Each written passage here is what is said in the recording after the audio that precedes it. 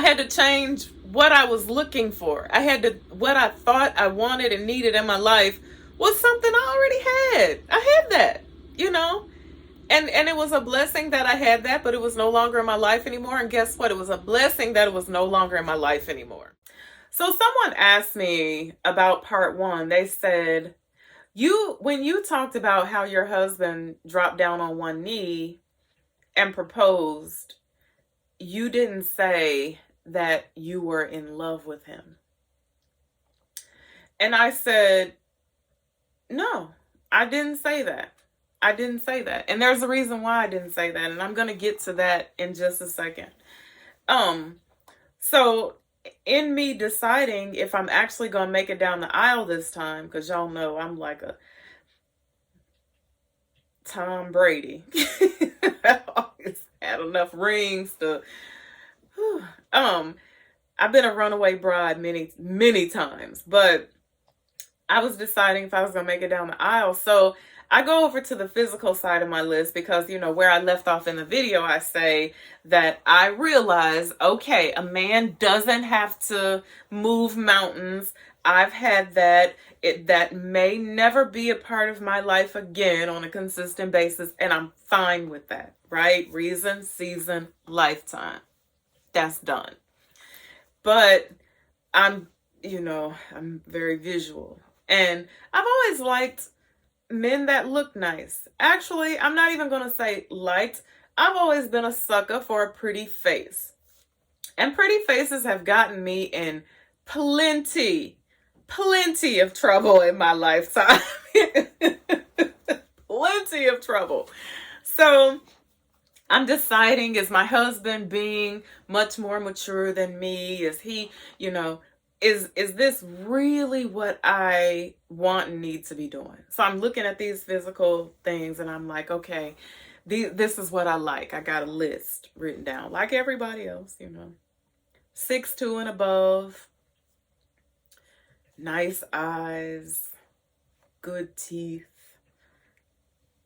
good to look at, well-dressed, good shoes, physically fit, like a strong man. So I'm looking at this list, looking at it.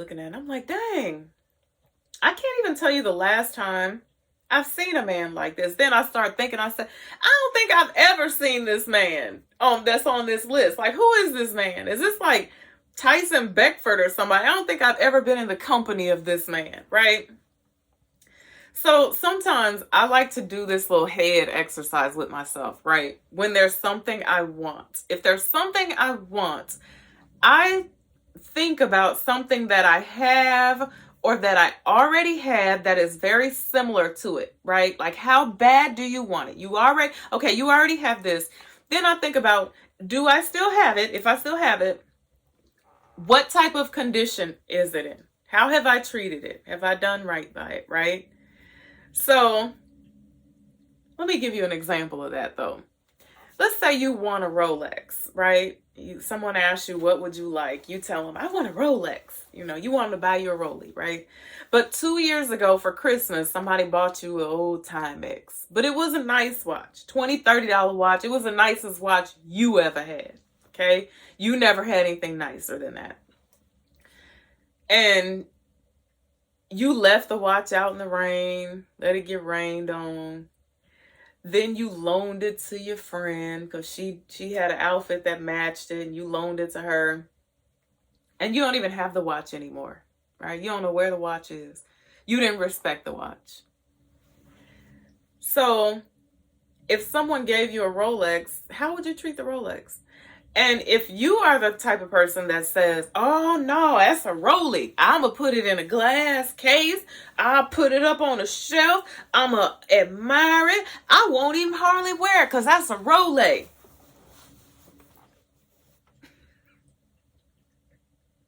Why? Why would you treat the Rolex so much better? Because it costs more? Because resale value's more? Because it looks nicer? Why would you treat the Rolex any different? So the point is, you don't respect things that people give you, right? You don't respect things that are brought into your life. So I'm looking at this list and something funny pops into my mind. Something just ridiculously funny pops into my mind, right? My ex-husband pops into my mind. 6'3", 230, 235, 240.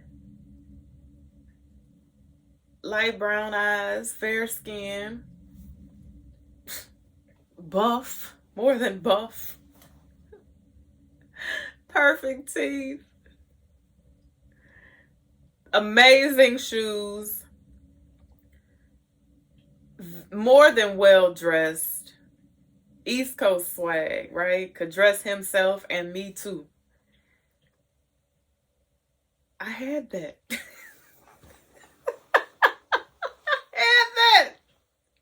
The sad thing about it is, when I had that, I don't think I knew how tall it was. I don't think I knew how pretty its eyes were. I don't think I knew how strong it was, how swagged out it was, because I left it out in the rain. I stepped on it. I talked to it crazy. I didn't respect it. I broke the rules with it.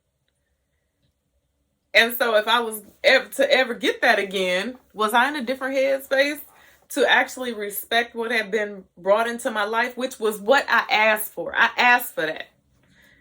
Sitting at work one night, New Year's Eve, crying, bawling my eyes out. Lord, just bring me a man who loves me, Lord. Just met that man on New Year's Day. If my best friend is watching, chime in. You know I ain't telling a lie. I asked for that man. Got him. And just like the Timex, didn't treat him right. So do that whenever there's something you think that you really, really want. Do that exercise sometimes. And it'll make you think about some things, right? So now I'm like, all right, well, forget that list too. I'm going to always forget that. Ball that piece of paper up and throw it in the trash. My husband's 5'11", just to make a long story short, dark skin.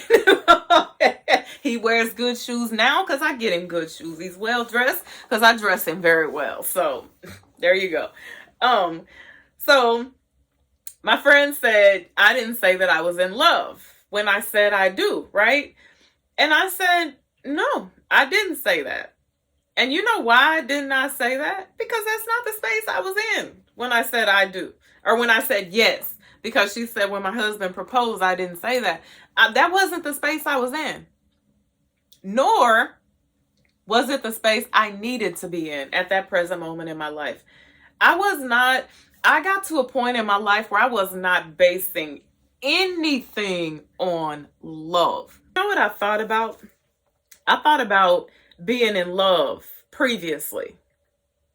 And I loved some people when I was in my 20s. I loved people to death, dangerously, and painfully when I was in my 20s. If I was in love with you when I was in my 20s, your ass was in trouble. You was in trouble. Because if I loved you and I drove past Keisha's house and I saw your car, I loved you enough to bust every window out of it. And if I really loved you, I put your tires on flat before I left. I love people. I love so much and so hard. I love guys so much that it would make me physically sick. Have you ever loved somebody so much that it makes you physically sick? Especially when they ain't doing right, when they don't call, when they say they gonna call, when they running around in the streets, they don't come home, they lying, cheating, stealing, you love them, and you physically sick. Like, it hurts. It's not just like a mental thing but it makes you physically sick. I said, I like Tina Turner. What's love got to do? Nothing. I wasn't basing none of that. That's the thing that most of us are waiting for. I know a lot of women right now, they're single. They've had some good men come into their life, but guess what? He wasn't their soulmate. I think women think that all women are going to marry their soulmate. You want to be madly in love with someone. You want to be goo goo gaga in love with someone. When you're in your 20s, okay, fine. Wait on that when you're in your 20s. But when you're a woman of a more mature age, that's like Alice in Wonderland and Snow White and the Seven Dwarfs and Cinderella. That is fairy tale stuff. And most of us are not going to, that's not going to be our story. Most of us, especially when you are a woman of a more mature age, that's not going to be your story. And who cares about that anyway? Because you'll get in love. You'll get in love. That comes. You work on that. You build that, right? I wasn't basing anything on love when it came to me making decisions about my future. And some of y'all probably sitting there saying, well, it's not about your future. It's about the man you're going to spend the rest of your life with. No, it's about my future. I wanted to like my husband. I wanted to have compassion and care and concern for him. I wanted to know he felt the same way about me. He didn't have to be in love with me either. I wanted us to be compatible in some form or fashion. I wanted us to be able to sit up and look in each other's face when we both had the flu. I wanted us to have something to conversate about, have things in life to work towards, goals, dreams, all this type of stuff. I didn't give a damn about being in love. I did not. And I'm telling you, that is just, that's that thing that when we keep hearing this, you gonna die alone stuff and people are getting so upset and mad and crying. Yeah, you are going to die alone if you're waiting for your soulmate. I was watching 90 Day Fiance and a lady on there, they asked this lady, Tanya, was Sinjin her soulmate? And she said no. And the world was in an uproar. I saw stuff on social media about this, how people were pissed. Oh, she disrespected him. How do you disrespect somebody by telling them the truth? That woman said no, but that's the world we live in because everybody thinks you're supposed to marry your soulmate. That's not going to happen for us all. Does it happen? Absolutely. Do you cross? You know what happens most often, I think, and I could be wrong about this, but more often than not, I think that we encounter our soulmate. We have spent time with them in some form or fashion, but either we weren't ready for them or they weren't ready for us, or it wasn't the time, we weren't in the right space or whatever, but we did experience them in our life and we were blessed with the way they made us feel. Y'all listen to my story I told, right? In part 1, we were blessed with that. We were blessed to experience those things and live in those moments and enjoy that type of thing. But if it didn't stay, there was a reason why, right? I don't believe in that stuff. I don't believe in waiting for that. If you have that, that's your story, that's your situation. You are very lucky, you are blessed to have that in your life, but that's not going to be every woman's story. And if every woman is waiting for that, then absolutely that dude over there sitting behind them colorful lights is right. You're going to die alone. You're going to die alone. Absolutely. So I get a lot of emails and questions from women really genuinely wanting to know like how to marry up. Like some of the questions I get are like where to go to meet well-established men and how to actually date men successfully that have money, or someone emailed me and they told me that they were dating a man and they knew for a fact that he was very wealthy, but he didn't like to spend money, right? Like he never spent money on them. And I peek at some of the little courses and things online where, you know, the younger girls who are sugar babies are trying to teach women how to get money from men, how to be successful at this thing. And I talked about in my Because I Was Broken video how I used to think that I was really good at getting money from men, like I could talk men out of anything that I wanted, right? And it was a complete misunderstanding on my part. Now, I was really successful at this, right? But at the end of the day, it all really boiled down to one thing, okay? I was only really successful at it for one reason. And that's the part I'm going to talk about right now. I'm going to spit just a tiny bit of game. And if there are any men watching this video, if you disagree with what I'm about to say, then chime in, okay? So, men who have money, okay? My saying I say all the time, you have money, you have options, right? You go to Neiman Marcus with $5.99, have it in the palm of your hand and show them. Be like, this is what I got. What can I get? Can I get a bottle of water? They're not even going to give you the free water that they give the people that are actually spending money. Go to Neiman's with $1 million, or Harrods, or, Bergdorf's, or anywhere, with $1 million, and see how they treat you. They're going to give you you're going to get a plush chair. People just going to be swarming all around you, trying to help you. And they're going to give you the champagne in a real champagne glass, right? But if you broke, you won't even get the water. So with money comes options, right? Men who have money, they know they have options and they can choose. And that's exactly what they do. They choose, right? And so one thing that they come into this world knowing and understanding is you got to pay to play, right? You got to pay to play. And this starts little boy, in kindergarten. He wants a kiss from Keisha. And Keisha's like, give me $1. He knows if he wants a kiss from Keisha, he got to give Keisha the $1, right?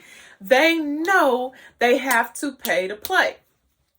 And so when they like you, they're willing to pay. But it doesn't matter how fake, bad, and bougie you are. They know how much they're willing to pay to play with you. They've already put a cap on you, okay? They've already looked at you and they said, okay, if I got to buy her some shoes, this is a Macy's girl right here. A Macy's girl. If I got to buy her a bag, I go over to the Pennies and get her a little Michael Kors pouch, and she'll be bragging on Facebook. She'll be on social media with her bag under her arm talking about, my sugar daddy bought me this. They got to buy you some shoes with some red paint on the bottom. They know, right? They've already put a cap on you. They know where they got to take you to feed you.